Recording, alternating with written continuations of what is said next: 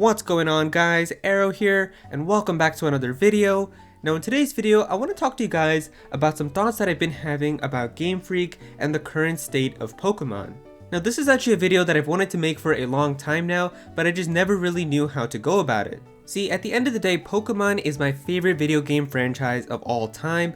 It doesn't matter how much I talk about loving Xenoblade, or Zelda, or Mario, or Smash Bros, or any of that on Twitter, Pokemon will always be my favorite video game franchise.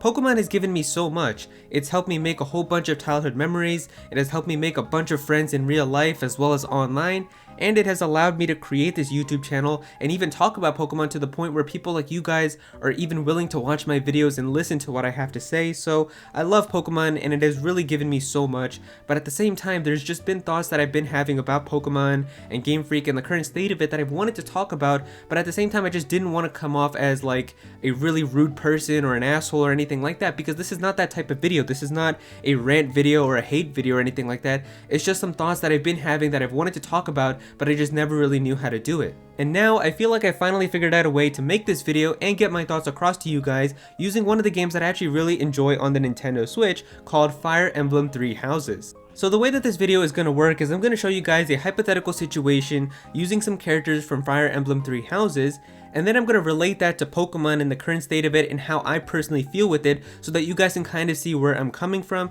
because that way I think you guys will be able to see exactly what I'm trying to say in terms of like the connection with this analogy that I'm going to use, and that way it's not going to seem like me just trying to say things that are going to sound much harsher than what I actually mean. So I feel like this is going to do a good job of trying to show you guys what I'm trying to say. Now if you're wondering if you need to have played Fire Emblem Three Houses in order to understand this, you don't need to. It's actually very simple to explain, but I feel like if you have played the game and you know about these characters, then you might be able to understand this even more, but you don't need to have played the game in order to understand this. I get that this might seem a bit confusing, but I promise once you get to the end of the video, everything will make sense and you'll see exactly what I'm trying to say.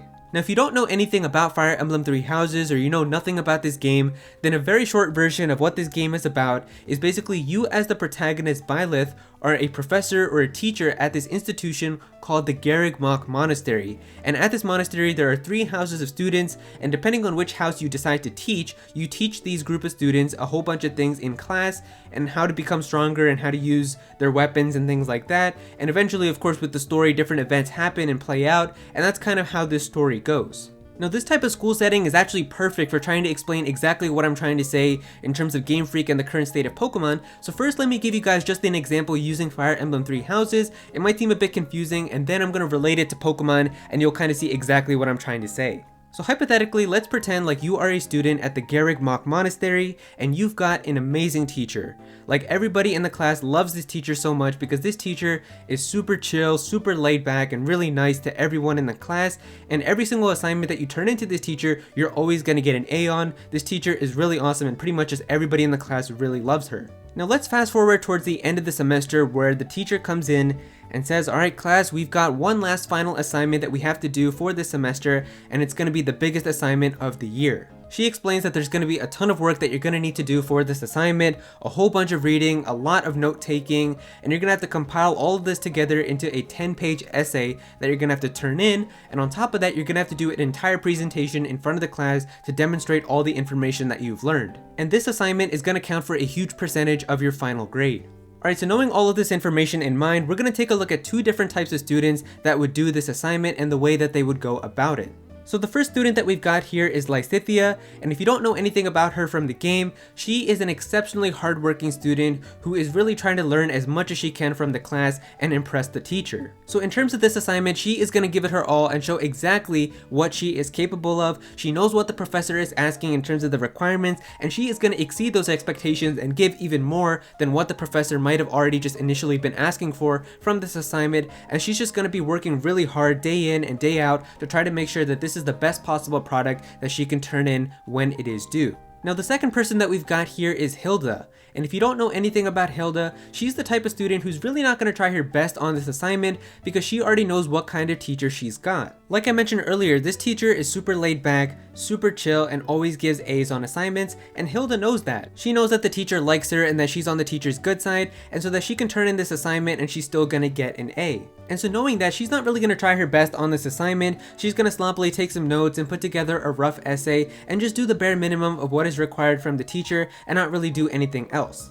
And so now we're gonna fast forward to after these assignments were turned in and graded, and so the results have come back, and of course, both of these students, Lysithia and Hilda, managed to get an A on the assignment, because like I said, the professor always gives A's and is super chill and laid back. But with both of these students and the teacher, who do you think is feeling super accomplished and happy in both of these situations?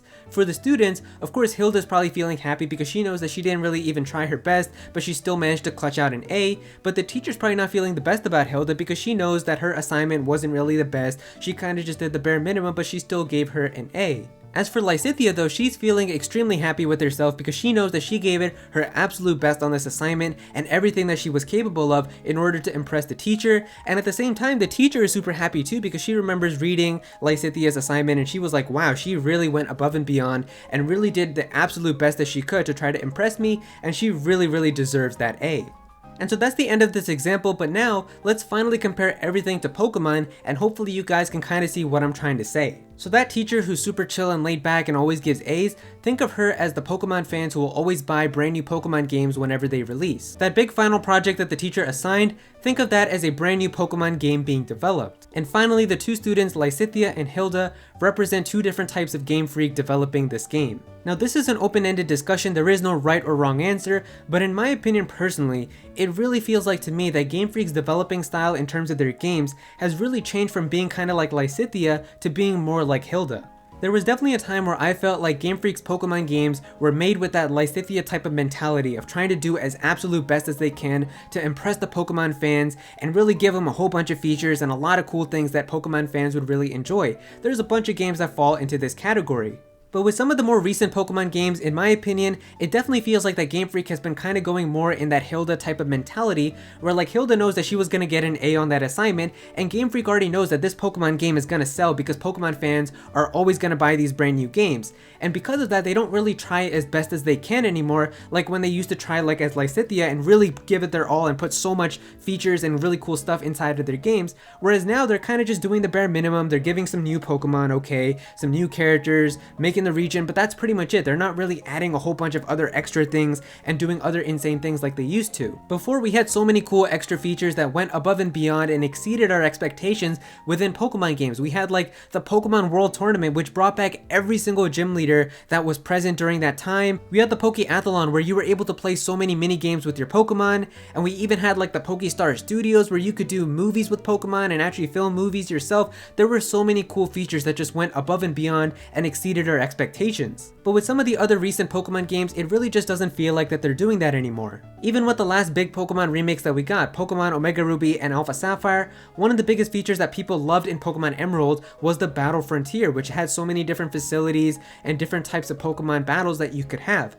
This entire feature was cut from Pokemon Omega Ruby and Alpha Sapphire, and instead they just put a sign that said the Battle Frontier project has started. The Game Corner was also a fun little part of the original games where you could play some mini games. Inside of Omega Ruby and Alpha Sapphire though, there's just a sign that says the Game Corner is out of business. Thank you for playing, and that whole entire feature is just cut from the games. It's little things like this that really make me feel like that GameFreak kind of has that Hilda mentality now, where they know that they're already going to get a whole bunch of sales, so why should they bother to try to do all this other little extra stuff? They don't need to. They already know they're going to get their sales. They already know people are going to buy this game, and that's why they don't need to try. The most recent Pokemon games, Pokemon Sword and Shield, is the best example of this. If you guys haven't heard, the most recent updated sales numbers of Pokemon Sword and Shield just came out a couple days ago, and Pokemon Sword and Shield has sold over 22 million copies. Now, in case you don't see how much that is, these are the only Pokemon games to surpass 20 million sales ever since Pokemon Gold and Silver back in 2000. No other Pokemon games have been able to pass 20 million sales, not Ruby and Sapphire, not Diamond and Pearl, not Black and White, not X and Y, not Sun and Moon,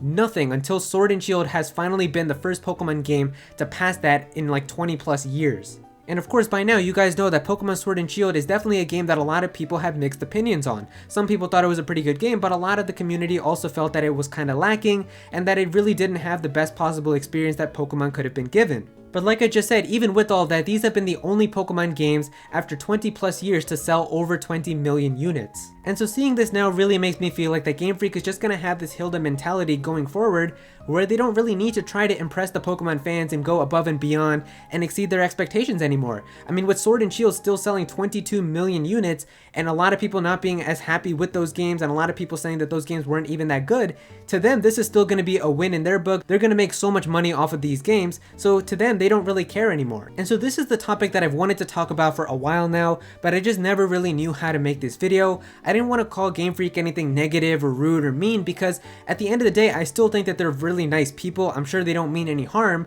but I really do think that their entire mentality of game development and how they go in terms of developing these games, like their whole approach has definitely shifted more towards this Hilda type of mentality, because they already know that these games are going to sell extremely well. And because of that, they don't really try to be like Lysithea anymore and really try to cram so many features and go above and beyond and exceed expectations, because they don't really see the point in it anymore, because they already know they're still going to get the same sales either way. Now, like I mentioned before, this is an open-ended question. There is no right or wrong answer, but these are just some thoughts that I've been having for a while now that I've wanted to talk about, and I finally managed to come up with a way to kind of give you guys an idea of what I'm trying to say without sounding super rude or negative, because that's not the point of this video. It wasn't a rant video at all. I just wanted to talk about this because this is a type of mentality that not even Game Freak just has to deal with, but pretty much anybody whenever they see extreme success. I mean, think about the same situation in terms of YouTubers. You don't have to worry about me because I don't see this channel ever going off into the stratosphere, but if you were a YouTuber who had a ton of support and every single video that you always put out is gonna get 1 million plus views,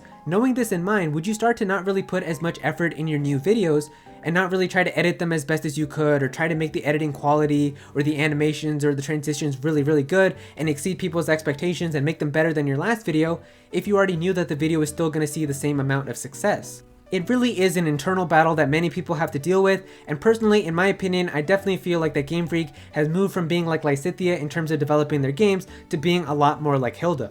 Now, there's also many examples of people who have seen extreme success but have still been able to be like Lysithea. One of the examples that comes to mind is Mr. Sakurai with Super Smash Bros. Super Smash Bros. Has become extremely successful ever since it first released on the Nintendo 64, and ever since then there's always just been more and more fans, and they already know that whatever Super Smash Bros. Game they put out there, it's going to do extremely well, but because of that they still have always tried to exceed expectations and make every single Super Smash Bros. Game better than the last one. There's always been more characters, there's always been more stuff, and I mean, look at the most recent one that we've got right now. Super Smash Bros. Ultimate has literally brought back every single possible character from the past. It has brought back so many fan favorite stages. We've got so many different types of music in there. Fan favorite DLC characters are in there. We've even got a single player adventure mode that people miss from having with the Wii U version. Pretty much every single thing that somebody would want inside of Super Smash Bros. Is there inside of Super Smash Bros. Ultimate, and a majority of fans are definitely very happy with it. And they could have easily had a Hilda type of mentality when developing this game, where they couldn't have even made a brand new Smash game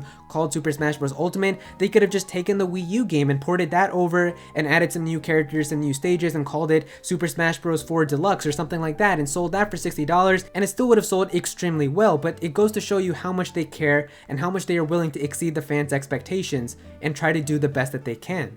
And so that's pretty much the end of this video. I've wanted to talk about this topic for a while now, but I just never really knew how to go about it. I didn't want to make it into like a rant video or a hate video, because I still really do like Game Freak. I'm sure they're all still wonderful people, but I definitely think that their direction in terms of game development and their mentality has definitely shifted over the years. And that's why when I thought of this idea to compare it with Fire Emblem characters, I really thought that this would help people understand it much more. So hopefully you guys were really able to see exactly what I was trying to say.